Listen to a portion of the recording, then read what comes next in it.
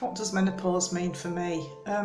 Well, there's no bed of roses. Horrendous breast pain. Incredibly paranoid. I thought everybody hated me. Palpitations and anxiety attacks. I would wake up in a sweat every night. These are just some of the 34 symptoms of menopause, the biological phase defined as 12 months after a woman has her last period. Usually this happens from the age of 45, but yoga teacher Alex knows firsthand that this is not always the case. My daughter has, she's 1% of the population who has premature ovarian failure.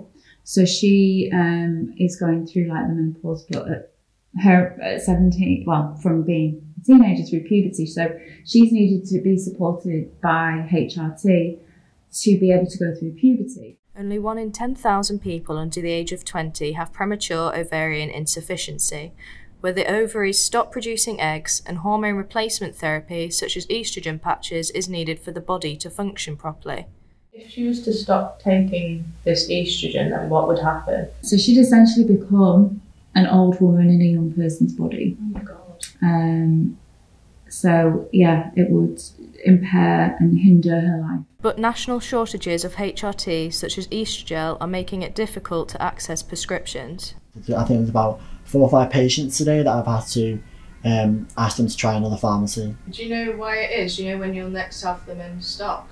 No, so we don't get given any date, and that's the frustration between us and the patients themselves. It's a change, it's a deficiency without necessarily being classically an illness, and so there's limited time given to it ahead of other illnesses. It's difficult sometimes to offer what you want to offer in a private setting. In a GP setting, it's much more difficult. Taking the wrong HRT can have dangerous consequences, as retired driving instructor Deborah discovered. I was taking Everel, which is an estrogen patch, and I was on that for probably 5 years, but I've still got a womb. And I had a review last May or June with a GP that had not seen my notes before. And her first question to me was, have you had a hysterectomy? And when I said no, she went quiet for a second, and then all hell broke loose. Taking estrogen alone without progesterone built up the lining of her womb, increasing her risk of cancer.